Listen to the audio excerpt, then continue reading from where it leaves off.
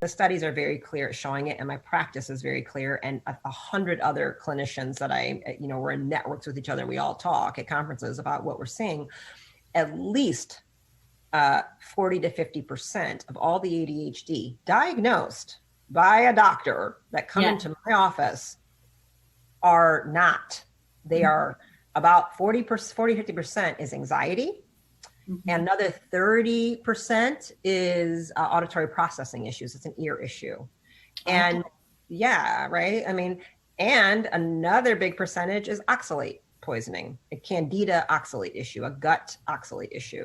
So that looks just like ADHD. So there's at least 100 known, this is accepted in pediatric medicine, 100 other neurological conditions that look just like ADHD, right? Oh my gosh. Also, the thyroid will do this too, right? And it's not as common for us to see crash thyroids on children, but it's Okay, welcome back to the Rock Your Best Life podcast. Today I have Dr. Stephanie Rimka, and she is a brain optimization coach, amongst many other things. Welcome to the show. Hi, I'm so glad to be here. I'm super excited.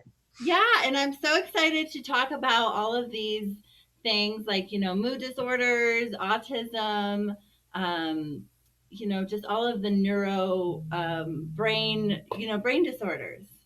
Great. Really quick stuff we can go through in 2 minutes each. No problem. Oh, okay. Yes. Yeah, it's awesome. Like really complicated stuff, but let's talk about it.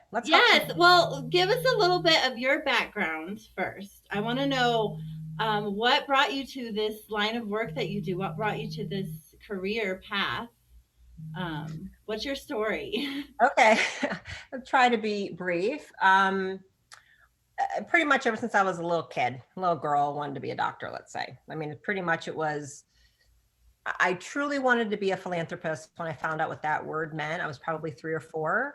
And when somebody explained what that was, I thought, that's it. I want to be a philanthropist. But then I knew that means you have to have a ton of money to give people money, right? A philanthropist has a ton of money and they just help and support and donate and change the world through service and money. But I got to get rich. And we weren't rich. So I said, well, one of the best ways to do that is become a doctor. And that's what I did. Now, along my life, I thought I was always going to go into surgery. And a few things happened in college that started making me question Western medicine and my own healthcare story. So I broke my back in a college soccer game and was dealing with paralysis and lack of movement and severe pain and herniated disc and intraction all one summer, trying to make a comeback, trying to do what the surgeon said I would, you'll never run again is what I was told. And I was like, I'm not going to buy that. Right. So the one thing about being a defiant teenager is you're like, you got the FU finger flying at everybody. So, which is a good thing when you're trying to get yourself well. Right. My thyroid also crashed.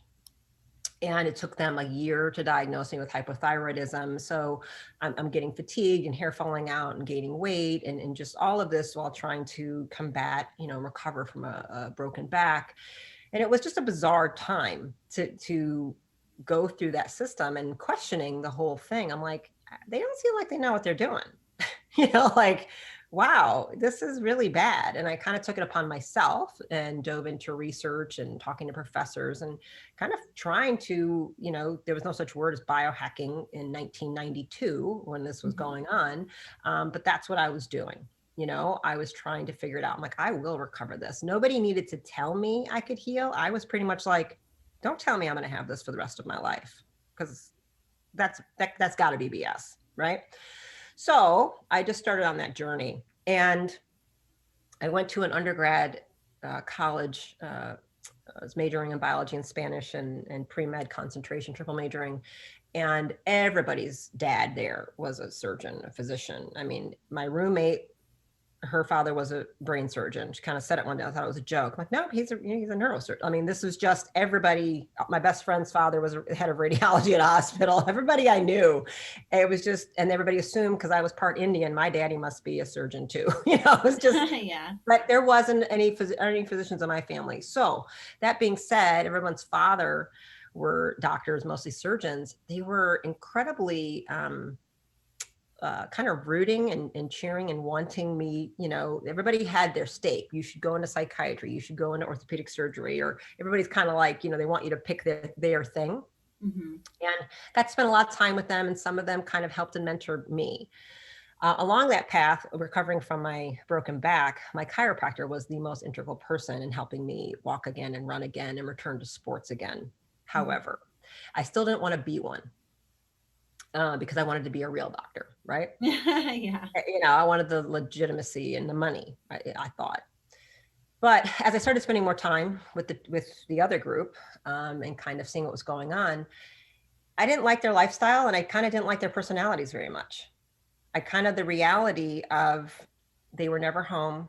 Their kids were resentful. I was friends with them. They loved the money and the BMWs that their daddy bought them, but they never actually had their father around because they always had to be at the hospital. Oh. And they kind of were jerks. I mean, there was a lot of ego. It was every time they talked to me about it, they showed me how much money I was going to have. You're going to have a boat. You're going to have a this, and which was very attractive to a kid who grew up on welfare. Mm-hmm. So, but every time I was with my chiropractor and his family, they were really nice, and he never really talked about money. He talked about how much you were going to help people, and what working out with his wife 2 hours every day, and being with his children, and not having a pager, right? So there was a very different thing. So I kind of went through a little spiritual crisis of wondering, why do I want to be a doctor? And what is the reason for that? Is this my ego? And I decided to take a year off before I went to medical school, and I worked in 2 different fields to get an idea of what I wanted to do. And it was in my experience in that year off of working with schizophrenics and watching what was happening in the whole story of that, and that I was utterly kind of disillusioned and devastated by what was happening to these patients. And it was in a moment with my chiropractor that I decided I wanted to become a chiropractor to help the schizophrenics, to help the drug addicts, to help the mentally ill, because they're getting thrown away by medicine. And if I can unlock their nervous system, in my naivete, I thought if we just change their nervous system through the power of the adjustment, I can help all of them. Mm-hmm. I learned over time I had to do a whole lot more than that, and address the gut and the brain and get in there directly, and do a whole lot of other things to help people with mental illness and consequent drug addiction. But that is what drove me. I wanted to find a solution that didn't drug people up and lock them away in a mental institution in a white jacket. I thought this can't be what we're doing, and I want to do something different. Wow, that's amazing. That's just so inspirational. And tell us a little bit about how does chiropractor relate to, the brain? Okay, well, let's look at the body. I mean, you're looking at me, and whether this is a podcast and someone's just listening, or if you're watching on YouTube or whatever, the only reason we touch your head or your spinal cord is because it is housing your central nervous system. The brain sits inside of your head, and the extension of the brain is the spinal cord. It is really could be considered one thing. I mean, also the eye is coming out. That's really brain tissue as well. So that's the only reason we touch it, because we're trying to affect nerve function. It has nothing to do with bones. We are not bone doctors, nothing to do with it. And the reason anybody goes further out to a shoulder or an elbow is because we're trying to affect the way the nerve function flows. It is directly, that's it. It is straight neurology. That's all we study. We do have to look at biomechanics and musculature, because the muscles are attached to the bones, and that moves the things and the joints and the opening, right? But it's all related to the nervous system. And while I was in chiropractic school and I was looking at this, and again, my mindset was mental health.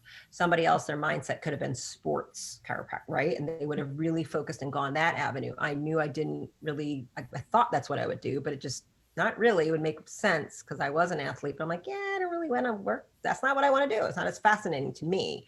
I was much more fascinated with the psychological impacts of affecting the nervous system, right? Information coming in and information coming out. Information comes in through all your senses, has to get processed in the brain, and then we have to output information, right? You have some kind of efferent response. If that information coming in is faulty because you have some neurological hiccup, then your brain processes bad information, then you have a bad output, right? If the data junk in, it's going to be junk out. So that's how it just from a large understanding of anybody who's under consistent chiropractic care, and this is what happened to me, we're all happier. You always have a better mood. You don't understand why. You're like, because that was the moment, that conversation that changed my life with my doctor, who had been adjusting me at that point since I was 16 years old. And I was just coming for back pain, totally normal from another soccer injury that I got in high school. But when I put the two pieces together, I'm like, something is completely different. When I do this consistently, I'm happier. I don't get depressed. It's like the glasses always half full. And when I stop coming for long periods of time, man, the glass can go half empty a whole lot easier for me. What's that all about? I was like, why is that happening to me? And he started explaining it. That's why I said, oh my gosh, we have to be adjusting the mentally ill. They're missing this gift, right? That changes all your neurotransmitters, changes the way information is going in. It's just extraordinary. So that's like the general gist of we've done a horrible job in our industry to make people think we're pain doctors or back doctors. We're not, right? Yeah. And there's different, just like in the dental field, you can have your basic dentist, and you can have somebody who really specializes like in TMJ, or somebody who's dealing with sensory issues by using different palate devices, and somebody who's a surgeon, an oral surgeon. They're very different, but all kind of in the same field. We look the same way. Actually, you have got your basic people who are just going to do your, kind of maintenance, cleaning, whatever, keep you. And then you can go to very deep functional neurology. And then you can have people like me who picked up another, I worked doing a lot of clinical therapeutic things. I had a lot of therapists train me. I have a lot of extra special training. Of course, I can't ignore that, right? So I can talk to patients in a different way. I can see the psyche in a way a lot of other chiropractors can't see because I have that training. And my nephew was diagnosed with autism while I was in school. Oh, wow. So that was take me down a whole new journey, which made me dive into the brain deeper. And because of working with every single one of his physicians, and because any physician who was choosing to go down the autism road, especially in 1992, 93, 94, whatever, and like the Defeat Autism Now network, the Dan doctors and things like that, they were in it to win it. I mean, and many of them have lost their lives over this situation in their fight over this, right? And, they were more than overflowing happy to train me. So I was in there and they trained me like right on him. This is why look at this lab, look at this is why we do this. And then I started helping other friends, and then they trained me with them. And that's how I learned about the gut and these supplement and this and how to do that, and look at the genetics and look at these markers. And because it's very different with autism than, let's say, we're dealing with something else. So through that whole process, I learned, and because of the therapies that worked on him, that I was learning and applying, that I saw and was helping the most amount of kids, one of those therapies was neurofeedback. So then I decided to become board certified in neurofeedback and add that brain therapy to my practice, because it's directly going in on the brain way faster than just adjusting. So I'm like getting right in on it and helping change in the structure and function of that brain. And then, so that's just kind of where it leads, right? That's kind of how it's almost like one thing leads to the next, right? Everything's connected, right? Absolutely. Yeah. And it's interesting that you talk about going, getting chiropractic care and how that makes you feel happier, because that's been my experience too, is we actually, me and my son both go every 2 weeks now. It was once a week, and now it's you're getting healthier. That's good. The longer you can hold, the better it is. That's really good. Yeah. And mine was from an injury that I don't even know. It was just the strangest thing. One day, my whole left side tensed up, and my, I think it's the SI joint in the back, it was inflamed and it was very tight. I could barely walk. And this was probably a 6-month recovery, but, probably working out. I, did something. I stressed myself out. But do you wear heels? Do you wear heels? Do you ever wear? No, I don't wear heels. Good. It's often shoes. I mean, so first of all, pregnancy makes those super loose. It's shoes. Shoes are really an Well, abomination. I was training at the time to be a roller derby girl. Oh, how fun. And so Yeah, but I I hope you think, took a couple hits. oh yeah, that's and I was just in training, and you in training you fall down. That's how they train you. You gotta fall down, learn to fall, you know.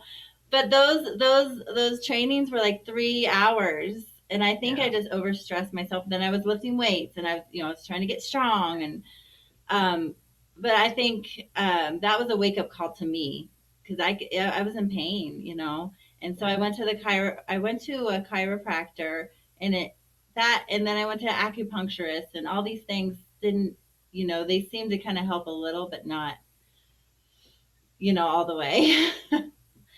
But I want to ask you, like, because the chiropractor I see now, she does a different kind of therapy where she uses like a device, um, and she pushes it in, and she works, along the spine and the neck.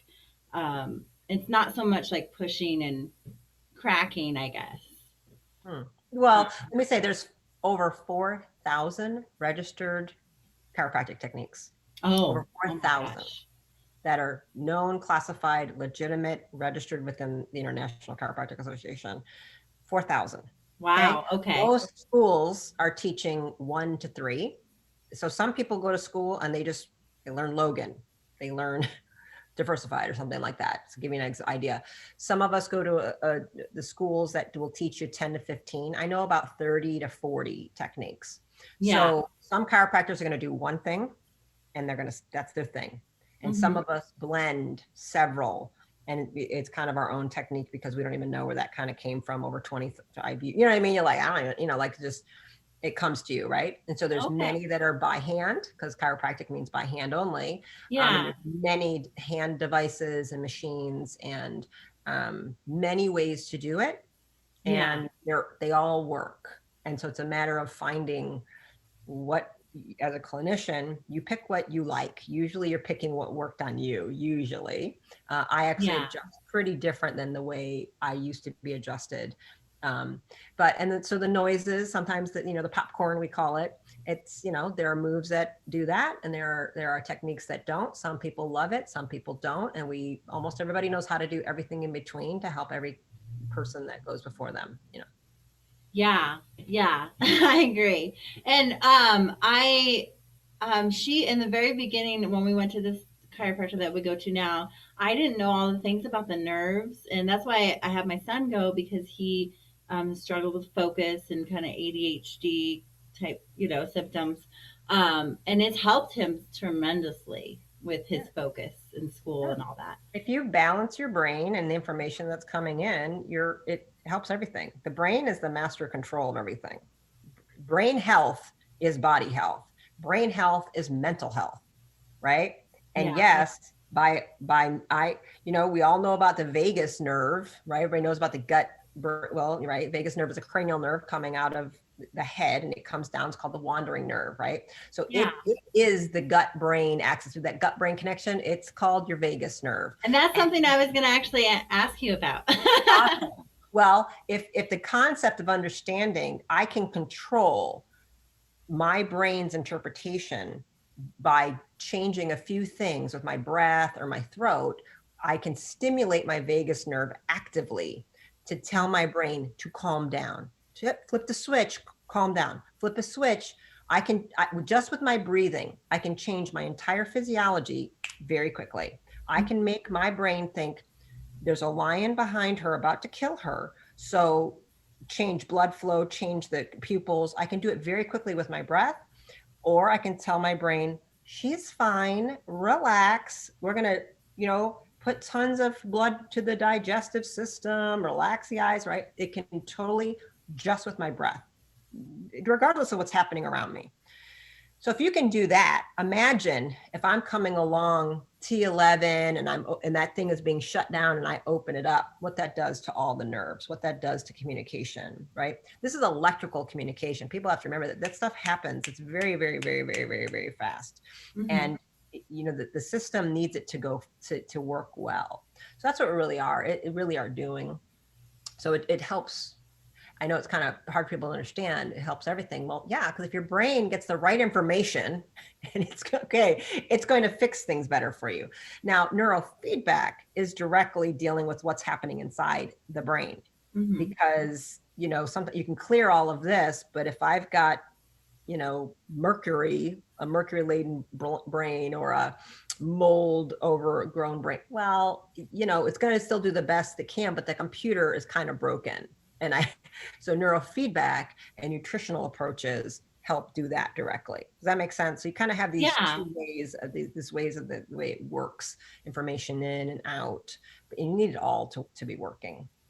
Yeah, I agree. And what kind of tests do you recommend? Or you mentioned like you can have mercury, or you know, mold in the brain.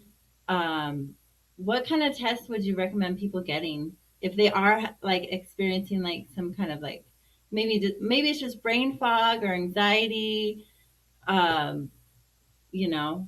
Yeah, well, it's very individualized. I mean, there's going to be some basics. We're always going to run a CBC, a Chem 40, some basic full thyroid panel, full hormone panel. I mean, there's just basics that everybody I would get if I don't know, because the misdiagnosis, or well, it is a misdiagnosis, but there's so many things that cause brain dysfunction, right? So everybody, if there's a child with an attention problem, they just want to lump it into one thing, ADHD, right? There it is. Everybody has the same problem.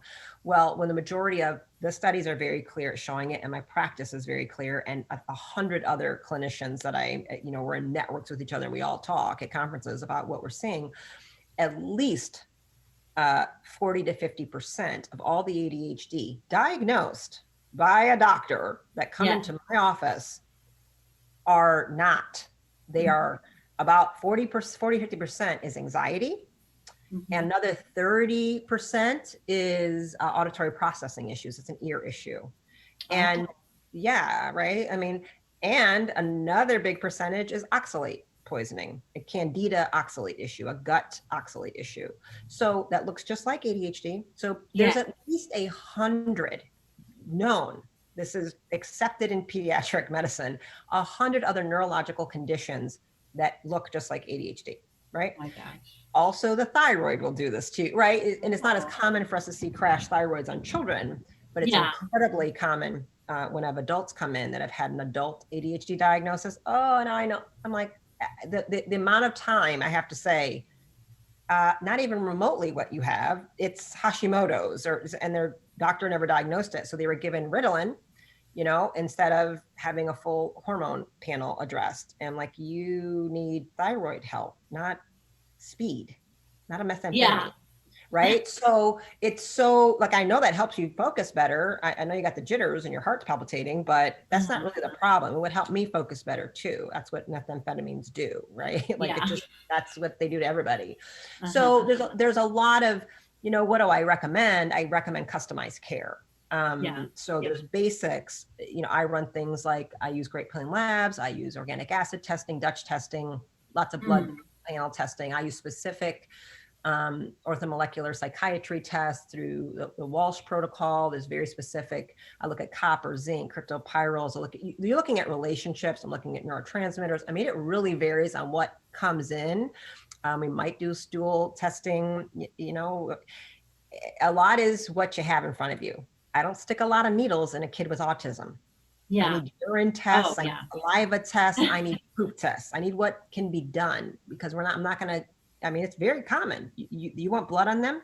They're giving them benzos and 5 nurses will strap them down. Yes. To pull blood. I have experience with that. I'm a caregiver actually for an autistic adult. Oh. Yeah. And he's kind of he has he doesn't like people touching him at all. And it's very hard. To get blood work on him, we have to sedate him, and then we also have to have people hold him down. Right. And so can you imagine? I mean, I have tons of that. I have kids with seizures that are, autism with seizures. So you have to be, so picking what labs, it really is customized as to, well, who do I have in front of me? And what can I get? I'm like, I know I can get mom to get that kid to pee. I'm like, okay, I want this, and this. Oh yeah. Let's get that. Let me see that, get me the poop, give me that. Even though I might be like, I really wish I could see. And then there are time and place where we're like, we got to get an MRI. There's too many seizures. We know we're going to have to sedate the kid, but it's critical for us to see. You have to, you work with their neurologist, you work with everybody, if they're going to go under, all right, this is when we're going to grab all the blood, and you might get that once a year or something. So it really just depends. You got women going through like perimenopause. I'm like, oh, we're definitely going to need to see those hormones, right? It's, other times you're like, sometimes in the consults with the signs and symptoms and what they say, you're like, I don't need to see a lab on this. I'm going to tell you, I think it's this. Try this little combination of, amino acids or whatever, and we'll know in a week. If you give a treatment and you watch what happens, you're like, yep, I was right. Like, I know what I know what the lab is going to say. I also do genetic testing, particularly always for psychiatric kind of cases. And I want to look very specifically at genetic modifiers for drugs and how things are working, how their body's going to respond to marijuana, how their body's going to respond to coffee. Do they have 3 times the cortisol response of someone else? What is exercise going to do to their BDNF? That matters deeply for some people. Other people, it's interesting and it'll help us. Mm-hmm. And if they have the money and they want to do it, let's do it. Other people, I'm like, I'm not doing anything unless you have this lab. Yeah. So it really varies to each person where they're coming in. I don't have a standard, everybody should get this, everybody should get that kind of a thing. Well, and that really speaks to like your holistic, approach. Everybody's, everyone's obviously different. Yeah. So we need to treat everybody different, do different tests, for their situations. Well, let's talk about what kind of therapies, and I know, of course, you do different therapies for different, situations. Like you might do something different for autism, ADHD, mood disorders. But what are the top, therapies that you found to be most effective? Well, a lot of them I will just kind of do the same. I mean, I'll tell you, because the brain is the brain. Helping the brain helps the brain. I do a lot of light, electricity, sound, magnetism. That's what we're going to work on. So I'm going to use things that are measuring and using electricity, using light, using sound, right? Using magnetic waves, neurofeedback, a form of biofeedback, heart rate variability, a form of biofeedback, transcranial direct stimulation. I use the Bob Beck protocol, a lot of devices that are using electrical DC current into your wrist and magnetic pulsing to kill pathogens and regenerate tissue faster. I use a sound system called integrated listening systems. I'm certified in that as well. So that's looking at auditory processing, sensory integration issues through bone conduction and sound frequency to open up the ear and bring nutrition into the brain from sound frequency, because the ear transduces that and transforms sound air waves into electricity. And it's a nutrient. Sound is a nutrient to the brain. We do that. I use photobiomodulation. So I use devices that go onto the brain as well as the body that are healing the mitochondria, making new ATP and altering brain waves. I use audiovisual entrainment. I mean, I can go on and on. Wow. I have a ton of devices. Yeah. I sell them on my website, as some of them as well. Brain tap. I mean, there's an overwhelming amount of the gadgets and devices that I'm using to direct you to teach your brain how to heal. We use light, sound, electricity to heal it. This is an electromagnetic light sensing and light producing organ. And really your whole body is doing that. Okay. The minute you stop being able to create electricity, you're dead. That's the definition of death. Yeah. There's no electrical charge anymore. That's how we know. Okay. And that is sparking light. Actually, we can measure it. Okay. So you really are a being of light, and everything is really electrical. Yes. Everything is waves, everything's coming down to that. So you can measure that and you can track it and you can feed it. So I'm looking at that more, the hormones and the neurotransmitters and all these other labs that we do that people are used to. That's biochemistry. That's Mm-hmm. actually pretty high up on the list. If you get the electricity, the charge right, with light and magnetic pulsing and electricity, the rest of it will, I give it enough nutrition, you'll heal the rest of that yourself. You might not have to micromanage all those little details very much, but people are kind of obsessed with the details. Mm-hmm. Oh, is it my cortisol? Oh, is it my this? Oh, my serotonin? Oh, my this. I'm like, well, why don't we start with the bottom, right? And they Mm-hmm. just don't understand that you're an electromagnetic being of light because you're not taught that. Yeah. Yeah. And so that's where I actually start. Yeah. Oh my gosh, that's that is amazing. I'm really interested in all that. And so yeah, what now what do you think of, like, different diets? There's been a lot of different diets that people have used, especially, like, I've heard a lot of different diets for autism. Um, you know, what do you think is like the best approach, or the first steps, like, people would need to take to improve, their mood disorder, or their, if they have autism or ADHD, Mhm. their brain disorder, like what, Yeah. you know. Primal, you need to go as primal back to nature as possible. Mm-hmm. Step one. So if it's made in a factory, manufactured in any shape, form, put in a box, a can, or a bag, or from a fast food place, that's not from nature. That's not primal. You should eat the way humans have been eating for tens of thousands, if not millions of years. And that is connected to the land, and that is primarily animal based. Now, to as far as a diet, if I'm going to give anybody a book, Mm-hmm. right? And I'm like, let's just go autism. It's always going to start with Natasha Campbell McBride's The Gaps Diet. Oh yes. So we're always going to kind of start there, even though we may not stay there forever, but it's a great explanation.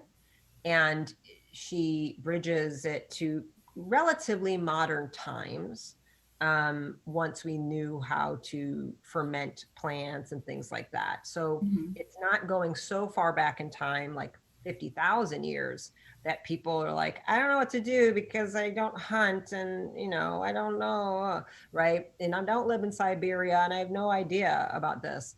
So, but we get them to understand you have to cook and you got to cook real food, and you need to understand animal foods build, plants can be used to detox. They do two different things. Just look at the big basic groups. And so for autism, we have a lot of building to do and a lot of detoxing to do. So how do we balance the two things together so we don't waste away the children more than they already are wasted away because they Mm-hmm. can't build because everything is so damaged. So we start there. I want to heal that gut. You got to go, you have to start there. And I use different, supplements and protocols to address the major dysbiosis, the mucosal lining. There's big issues going on there, and we will forever most likely be battling them in these individuals and parents. I need to be very clear. This is a marathon. This isn't a 90-day anything. Yeah. Never a 90-day anything. If it's a 90-day for a neurotypical person, this is going to be at least 6 months. Okay, to get to the same place it would take me in 90 days for someone else. And you have to set the stage for that, and you have to start there. You can't even touch that brain until I get the poisons from the gut to stop destroying the brain. Yeah. So we totally, it goes on and on. I have to almost change every single thing, and I have to change the whole family typically, because mom's Yeah. stress and her exhaustion and her overwhelm are deeply affecting that highly empathic child. Yes. So I have to bring them both into healing. I have to bring them both calm, right? Yeah. And mom's microbiome affects child's microbiome affects mom's. You live in the same house, everyone's contaminating everybody's microbiome. It's all going to be the same. So you have to actually address everybody. That's the best is when the whole family, and I test everybody and I see everybody and I fix the whole thing, the whole house. And Yeah. I'm that lucky that I get to do that often and I get to see it all. And that's really when you get the healing. Wow. Yeah, that's been from my experience too. I had major gut issues, leaky gut, candida, all that stuff. And then I found my family was experiencing some symptoms from it too, Yeah. and that was the first thing. I didn't know that you can kind of. Yeah. Research study, they did it. They've studied it. They've actually done, they've given antibiotics. They looked at families and they test it, and they give one person an antibiotic. They test everybody. They give one person a drug and wipe out something in the microbiome, test that it changed it. Then they test everybody. It changed the whole family. Oh my gosh. You're exchanging Wow. everything with the environment. It's not just what you eat. You're constantly exchanging the biome. Does it affect your pets too, do you Yeah. think? I mean, yeah, they're affecting you. I don't see how it wouldn't be affected. Now they have different biomes than us, but Yeah. they are, yeah. Because I've had some strange things where my pet got some kind of gut issue, and then me and her have the same Oh, interesting. Yeah. I like don't think issue. anybody's done a study on it, but She had just recently, she had some yeast overgrowth. Of course, she probably got into something, and we just got a new puppy, and maybe all that's affected. But it's very interesting. Yes. So I just have a few more questions for you. I'm wondering if you have much experience working with, CBD, THC, like therapies with I've been people. using it clinically for about 7 or 8 years. Oh, wow. Yeah. Yeah. Wow, that's awesome. Yeah, because I've working with autistic people, I have seen a lot of has the guy that I do work with, I have seen some advances with him, and it seems to kind of just an observation, it seems to almost open up some pathways. Well, cannabinoids are the modulating system. The endocannabinoid system is the gateway to inflammation. It is the modulating system for your entire inflammatory system, as well as your immune system. So the endocannabinoid system is an internal system that we just discovered very recently. So we didn't even know this whole thing existed. And it turns out it's a master modulating, like, dimmer switch. It decides if the whole system goes up or it goes down. It has deep implications on inflammation and immunity. And it's a food source that has been kind of stolen from people. It's a plant, it's an herb that people were using for a long time, and suddenly it was made illegal. So it was missing, right? So not having it, I think cannabinoids, I look at them as an essential nutrient. I think they should be, I think they're going to one day, when politicization will end, it'll be classified as an essential fatty acid of some sort, kind of like omega-3s, DHA. I think it's more like that. So I've had pretty much everybody in my practice on some form of cannabinoids for 7-8 years. I've taken them that long. And Oh, wow. I'm pro THC being used. It's not legal here in Georgia, but Yeah. patients would walk in with it all the time. I'm like, I'm not, why you bring, I can't do a doc. I thought maybe you want to, yeah, I can't sell that. And I didn't see it, and that was a lot of chronic fatigue, fibromyalgia patients, things like that. But I do run genetic testing because there is variance on how fast you process it, who's more likely to have psychotic reactions, things like that. So there are big discrepancies in it. So there are some things to be aware of, and smoking marijuana in particular causes an estrogenic effect and competes with estrogen receptors, and it can cause feminization of boys and things like that. So there are things to consider with how you do it. Oh, okay. But yeah, I've been, but you need to have some wherewithal and make sure you have a good product, because there's a lot of heavy metals contamination, lots of dangerous oils on the market. It's wild, wild west out there right now. It's very dangerous. And I said this in a Facebook Live, I think 8 years ago, where I said, one day this is going to be as common as vitamin C. It's going to be everywhere. And that's going to be a great thing, except the fact that you're going to have quality issues. You're going to have scammers. You're going to have people are going to be buying. I mean, it's going to be it, and that's where we're at right now. That's where we're at, and that's okay. So I just say, buyer, definitely beware. You need to really only seek products that a clinician has tested on hundreds or thousands of people and actually sees results with and knows it's safe and it's effective. Yeah. Because I don't care. Sometimes things can work, but they're not safe. I'm like, yep, your pain is going down, but you're also getting lead every time you do it. That's a problem. Yeah. Over time, you're just going to lead to more heavy metal poisoning, right? So you got to be careful. Yeah. I mean, I guess I'm lucky to live where I do in Colorado here. Yeah. Just where I live, there's many farms and dispensaries, Most of it is grown legal here. It's grown in Colorado. Like the stuff I use is grown in Colorado. Everything mostly is being grown there. Yeah. Yeah. And I mean, I know it's not, uh, it's hard, to know like what you're getting. And that's one of the things that a lot, if you talk to some of the farmers around here, they'll tell you, don't buy anything online. Yeah. No, it's very dangerous. People need to really be careful. I mean, that's my big concern. I'm like, where did you get this from? Yeah. Gas station? Don't buy it in Vegas. Don't, because it's not only where it's grown, how it's grown, what it's sprayed with or not, which is right there is a major issue. It's how they process it. How are they extracting that oil? What you can do to that a healthy thing with cheap extraction, mechanical heat, oils, it's horrific. So I tell people, be really careful.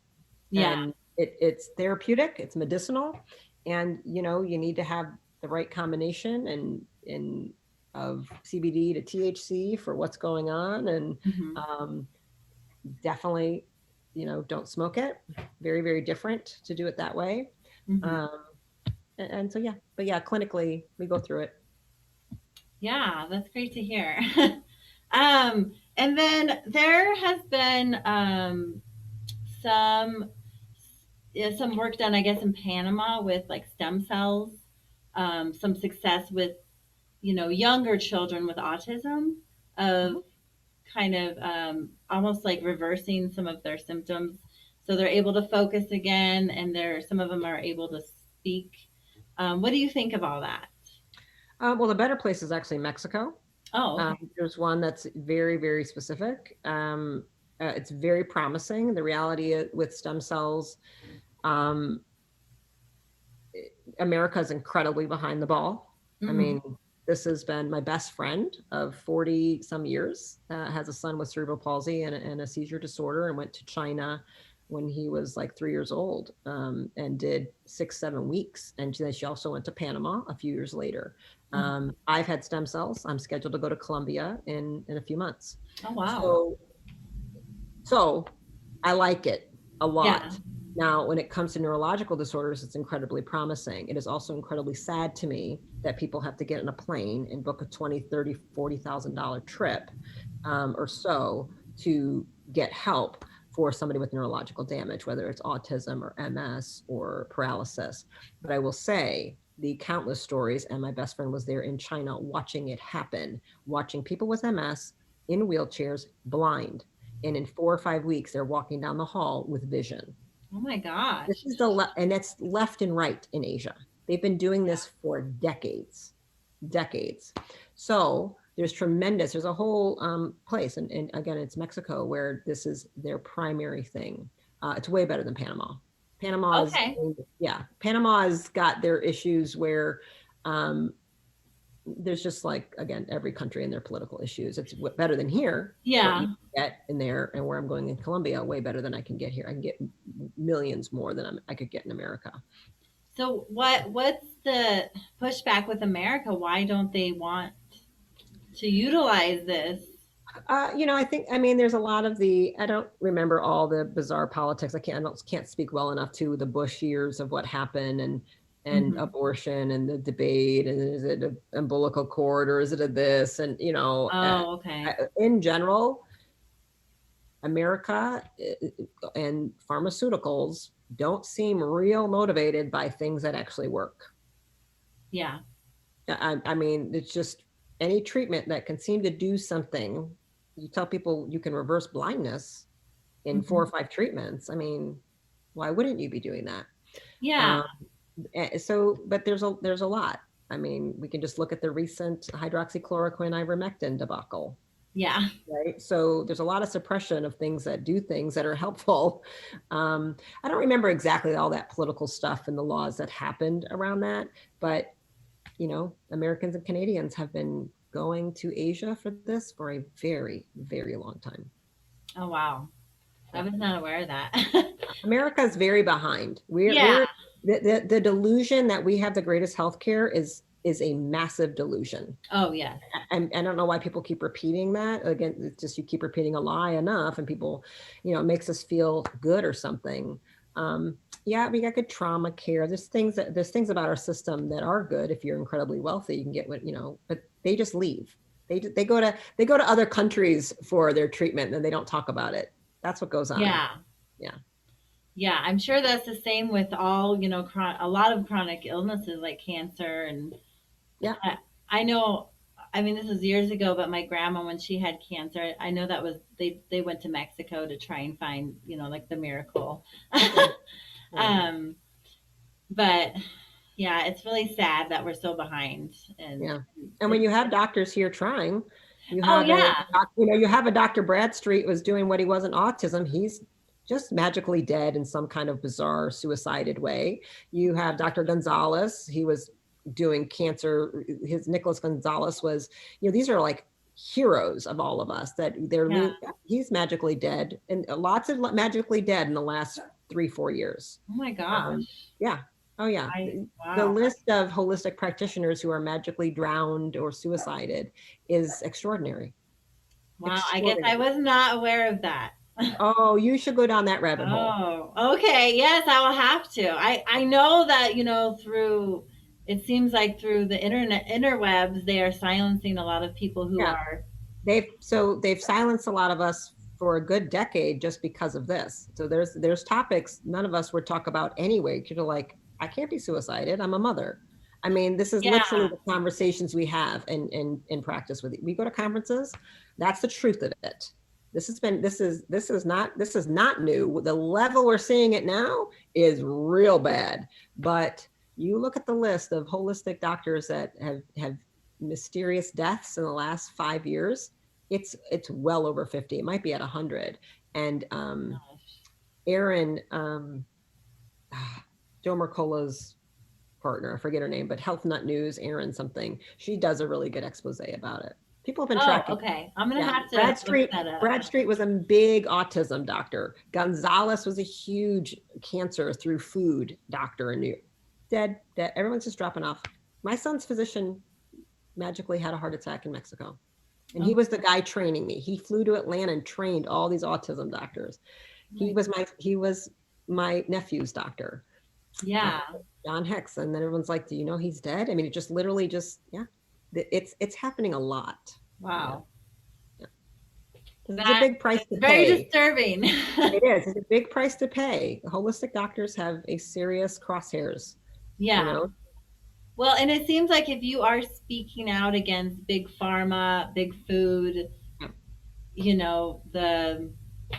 guess the vegan propaganda, if you're speaking out against any of that, you're shut down, you're silenced, you're canceled, right? Yeah. Yeah.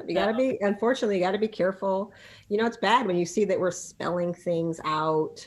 We are talking like, well, I can't say it, and we spell it out, or people have like, acronyms for things that's like a code now, and it's like, I can't believe we're living in these times. I knew I couldn't, you can't really talk about it, but I used to be able to say it, and like I wouldn't be blocked or things, and your post goes against standards. I'm like, what? So it's definitely on the one hand, I like that it's become so obvious. So many more people have woken up to like, wait a minute. I'm like, yeah, welcome to the party. So I love that people are new in the last years. I'm like, welcome to what we've been saying for 25, 30 years. I mean, people have been saying this for 100 years. Really? Chiropractic. Oh God. The American Medical Association was found guilty of conspiracy to shut down the entire practice of chiropractic. They got lost in the Supreme Court. But does everybody know that? I mean, they did active campaigning to lie about us. The word quack, they invented. And it's stuck. It's stuck. Really? People call us quacks all the time. They started it. they were found guilty, and they're not legally ever supposed to tell a patient not to go to us. They do it all the time. It's Yeah. illegal, but they do it. And do they get in trouble for it? No. Right. So I'm just giving you an idea. This is nothing new, but that it's Yeah. being seen by people for the first time, it's making people go, wait a minute, that's not right. And I'm like, welcome to our party. I'm glad you're here. Welcome to what we've been saying for decades. Yeah. So I think it's a really good thing. That it's kind of like a pimple that really hurts. It's coming to a head, and it hurts and it's ugly. And we got to see what's going to happen when we pop it. And is it going to leave a scar or not? Right. That's where we kind of are. Like, how bad is this going to get? And how ugly is it? How is it going to be permanent? Is it going to last? And are we going to be scarred as a society over this? But well, I mean, if you look back in history of all of the greatest inventions, all of the greatest advancements, I mean, why we wash our, doctors started washing their hands, and what happened to the man who some of us, he was suicided. Yes. Yeah. He didn't. And when I heard about that, I was like, story. seriously? He killed himself. No, he didn't. You locked him away and you threw him out a window. You know what I mean? Yeah. They seriously, that's what they did. That's just what they do. So they don't agree with something, and then they're going to kill you off or ostracize you or ruin your life. They've done it every time. Oh, it's scary. Yeah. The earth is round. No, it's not. We're going to kill you. The earth goes around the sun. No, it doesn't. We need to kill you. Yes.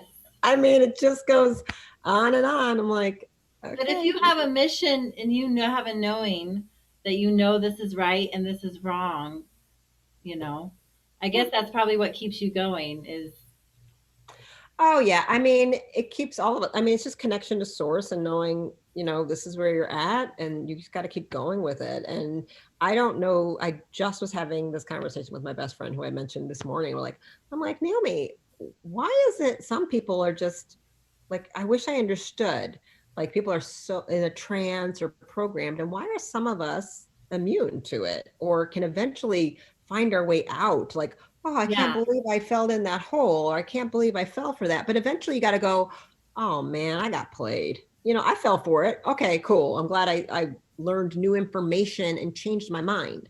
Like, and then some people just seem unable to do that. And I wish I knew what that was, how or why. And it sparks really interesting conversations about the morphogenic field and what we're picking up from collective consciousness, or is it genetic, or what is it, right? It's fun to talk about. I don't understand it. I wish I did. But I think it's just potentially some people are born maybe a little defiant. We question. I've just been questioning everything since I was a child. It didn't make sense to me. I was like, yeah, that don't sound right. I mean, very young, like, yeah, I don't believe it. Yeah. You know what I mean? Prove it. And that's just, I've kind of had that, can get you in trouble at times for sure. Mm-hmm. And it definitely leads to, it's a balance, because you can become real cynical and pessimistic like that, because you don't believe and have enough faith and believe in the magic. So I had to learn that balance of seeing life as wondrous. And I always kind of say, rainbows and fairies and unicorns. Like, I had to learn to believe in those things. Yeah. And by learning to believe that that's real, it helped me understand there's a miracle happening all the time. My body is performing miracles for me constantly. So when I understood the miracle of just what a scab is, because we still don't understand how the body does that. But I'll say the first step of that scab is that the cells create DC current, electricity. DC current is what starts there. Yeah. So we can use electricity to heal and regenerate. I do it all the time, right? Mm-hmm. So, but medicine doesn't like to do that. I like to do chemistry, not electricity. Mm-hmm. So it ignores this whole part of a human system. So anyway, it just, when you realize that, it kind of helps you, like, I might get tired and I got to rest, but I'm not giving up, because I think humans are worth it. We deserve it. Life is too amazing. And there's too much magic here that, to only be caught up in focusing on the dark, right? I wouldn't see any dark if there wasn't always light present. So That's where we're kind of at with it. I think some people just have that and it's more of a vocation. And I couldn't get rid of it if I tried.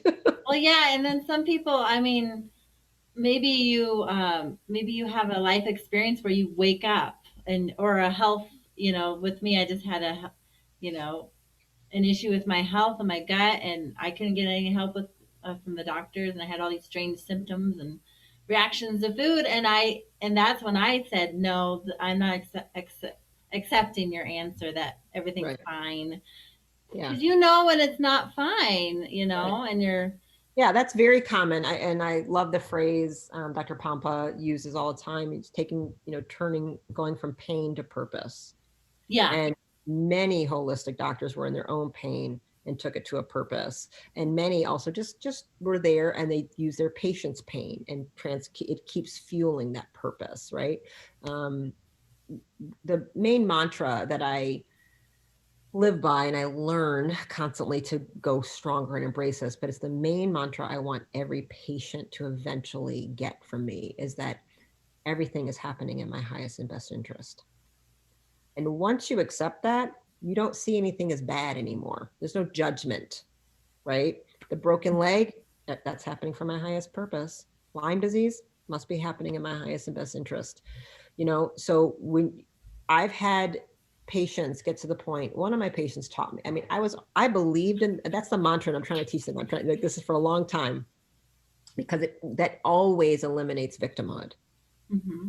right? You can't be a victim if you believe, well, it's happening in my highest and best interest. How am I turning, what am I supposed to learn from this? How is this making me better? This is just going to make me stronger. So let's learn it and hit it and do it. Right.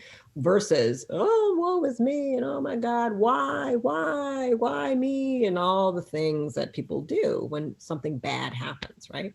Yeah. I'm not saying this is easy. I mean, this is, and sometimes you don't get to that place until weeks or months or maybe years after the tragic event, where you go, wow, now I get the gift out of that. Sometimes right in the moment, I don't know how long it's going to take to get there, right? But the level of mastery is how quickly you can get there. And the level of your suffering is determined how long until you get there, right? Because if you could suffer for a long time or you could suffer for no time. It's just how you react to whatever happened. But I had one patient and who embodied this unlike anything I ever saw. And I will always be in awe of her. I would say it's probably 5 or 6 years ago, maybe longer, maybe even 8, 10 at this point. Lily is her name. And she's probably 70 now. So she was in her 60s. And she came to me, number of things, but she was basically turned into a benzodiazepine addict after her son, around 30 years old, he jumped off the Golden Gate Bridge. Oh. Yeah. So, as good physicians do, you have a woman who's lost her son to suicide. She's clearly depressed and distressed. Let's give her tranquilizers. Let's give her benzodiazepines, of which we know are highly addictive, and she will withdraw if she tries to come out. She will attenuate and withdraw, which means that they're addictive. Instead of helping her with her natural grief and just letting her feel it and let her get through, right? So she was inadvertently turned into a drug addict. She didn't want to be one, because when she tried to get off, she couldn't. She could no longer calm herself or go to sleep without them, right? So then it led to taking more. And so now 2-3 years into this, she's like, I need help. Took about 150 neurofeedback sessions, a psychologist, nutrition. It took a long time. This was not easy. Coming off a benzo can kill you. So it led to a bunch of other stuff. Let's say this, right? So we're dealing with that, sleep disorders, all this stuff. And then she comes in one day after, like, kind of when she's at a point where was right before she basically fired me and all of her therapists. And I said that was my goal. She went to 5 doctor's appointments a week, basically. And I said, ooh, my goal is you don't see anybody. That's the goal. You're done. You fire us all. Right now, I get it. Talk therapist, the trauma, all the neurofeedback. Okay. She came in and told the story of basically how it came to her. I don't know if it was her meditation or what she knew, but said it with a smile on her face, and slight tears and eyes just start bawling about how the breakthrough she had, the transformation. The minute her son came to her and she realized my son's suicide was the greatest gift of my entire life. I mean, if you can get to that point, Yeah. and after that, she literally fired everybody. She doesn't need us anymore. She's happy. I mean, the level of that, to look at that pain, which was the worst thing that ever, and then everything that happened, the subsequent drug addiction and what the drugs then did, and they were eating her shoulders apart and she got cancer. I mean, it was a horrific nightmare. Yeah. And plus that pain. Mm-hmm. And to be there, like, wow, that's mastery. That's guru. That's Buddha status. Yeah. What this woman was feeling and the peace she was feeling, how she could finally, connect with him in her dreams and her visualization and her prayers and her thoughts. And now every moment with her son, frequency and energy was full of joy. Wow. And it didn't have that pain involved at all. Mm-hmm. It was stunning. Like, I'm not a master like that yet. Yeah. I don't want that to happen, right? I don't want to go through that, but wow. But that's what we're capable of. Yeah, I truly believe that. When I started doing more energy work, and I had I had many signs, I had awakenings, that was when a turning point for me, when I stopped playing the victim and like, oh, I'm always in pain, I'm always this, I'm always that, to where, well, what is the message? What am I supposed to do with this? And now I know. Yeah. It's a gift, because I started talking to people about what was working for me and what I learned, and I've already helped people, and I went to primal health coaching school. I'm a primal health coach, and but not only that, I go through life differently. Yeah. Yeah, I don't see the negative, and it brings gratitude. It brings perspective. You know what I mean? It's just that you have a different lens. It's like, oh, wow. Because I look at every little thing, I'm like, okay, no, I don't see a negative in really anything, even this whole last 2 years. I see a purpose, and it's hard to see it in the moment. It's really hard. Yeah. Especially And when it's okay. I want to say this to people listening. It's okay if you do see the negatives. It's okay to see things. There's real people suffering. Like, it's legit. It's okay. Don't judge yourself, but like, ooh, that's bad. And then, but always look at the silver lining, every cloudy, whatever is that, rainbow, silver. Yeah. I mean, we can't always be happy all the time. Yes. We can't always be right. I want to just make sure everybody understands that. That's not what we're saying. I'm not that way by any means. No. I get down, like, get frustrated, and then but you're not living in it. Like, you're not focusing on it all the time. But yeah, of course, when something bad happens, I'm like, oh my gosh. Yeah. This is horrible. Yeah. Why is this happening? Yeah. But it's a big perspective change. And Western medicine, I think the entire philosophy fosters, cultivates, creates victimhood. Yeah. And it's incredibly disempowering to people. And what's really shocking is oftentimes the people who are trying to teach empowerment and trying to say you can heal, get attacked by people who are sick. I don't know if, it's fascinating in like support groups. I have been a little bit attacked too when I put stuff out there. Isn't it fascinating? They're like, well, I just had this horrible thing happen. I'm on all this medication and you don't understand. Yeah. And I want to say, I do understand. I know it's hard, Yeah. It's like, we have to meet at the empathy place, see him there. It's all real. Let's acknowledge it. And then I only work with people who are willing to move above that. Like, if you want to own that diagnosis, you want to own this pain, because there are tremendous secondary benefits to being sick. I mean, that's a thing that we don't talk about. Some people do not want to be well. Yeah. They get a lot of secondary benefits from that illness and their pain and their suffering and whatever. And this actually doesn't benefit them to get strong and get better. And if you're a coach or a doctor or seeing, you got to be aware of that and go, oh, okay. Yeah. Sometimes it's you as the clinician, you aren't that good. You might go, I don't know how to do this. And you got to know, you got to have your ego in check and not just think every one of your failures is on the patient, but there is that like, oh, okay. Because sometimes the unconscious scripting is so strong, you know, like this is how they got their daddy's love. This is what they learned every time they went to the hospital. They got their divorced parents finally came together, or this is when they got presents, or there's a lot of reasons that go into it. This is what makes them special, right? There's a lot that goes into the healing game and the psychology, but Western medicine really cultivates oh, you're going to be sick and broken the rest of your life with this diagnosis, and it's always going to be there. You can't escape it. I think the biggest con is telling people they have autoimmune disorders, because that means you're so deranged and stupid, your body doesn't even know itself anymore. I mean, literally, how much worse can you tell them that they are, right? I mean, that's just hopelessness in a whole category.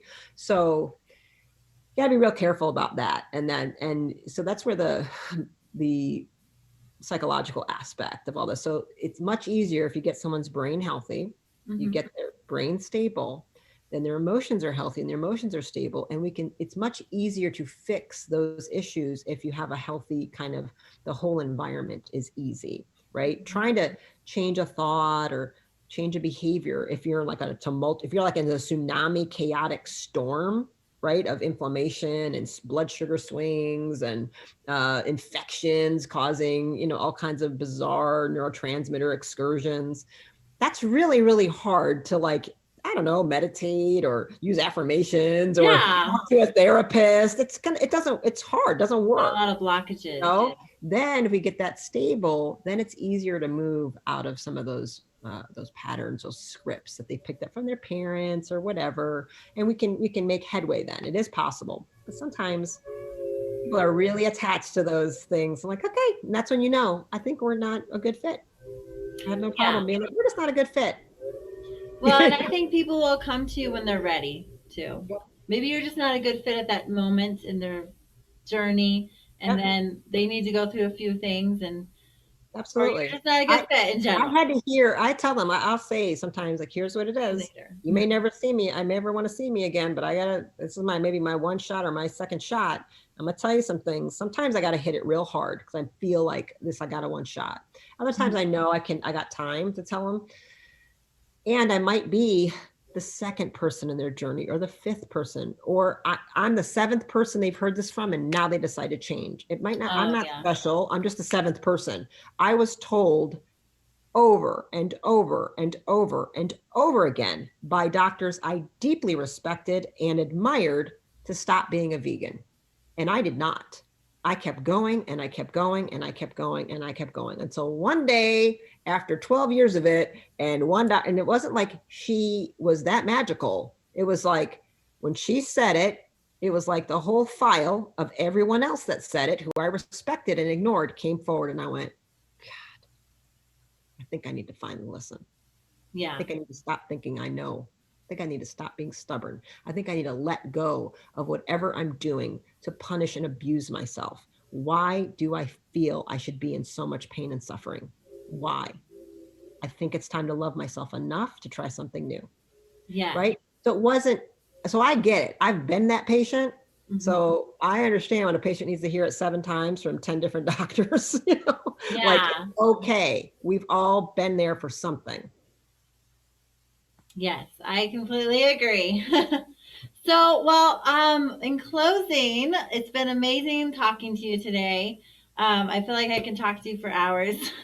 But what is the overall message that you would like to tell somebody who is dealing with, you know, mood disorders or, you know, neurological conditions, or they know somebody who is?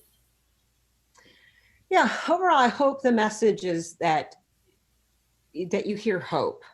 That everything, I deeply believe the power that made the body can heal the body. And there is not a damn thing that the body cannot recover from. The body has healed everything, and there's not a single thing a human body hasn't encountered that it hasn't defeated. Otherwise, we wouldn't exist anymore. there's been enough trauma, plagues, injury, infections, whatever, that we should be wiped out, but we're not. We always have the capability of defeating it. So if one does, everybody does. It's just an untapped potential within you. So knowing that, I hope they hear that. And the basic message, if people can hear this, and I think we can hopefully change the mental health escape, the game out there, instead of thinking this is something you have to deal with your entire life. Mental health is brain health. The brain can be healed. Therefore, you heal the brain, you heal behaviors, and you heal mental issues. That's all you need to do.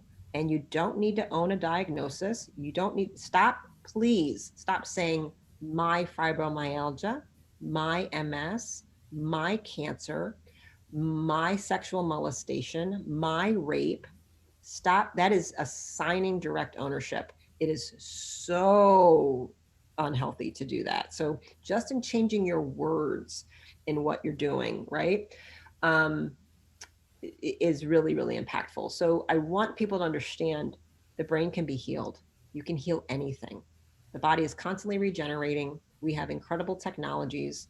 We have incredible information.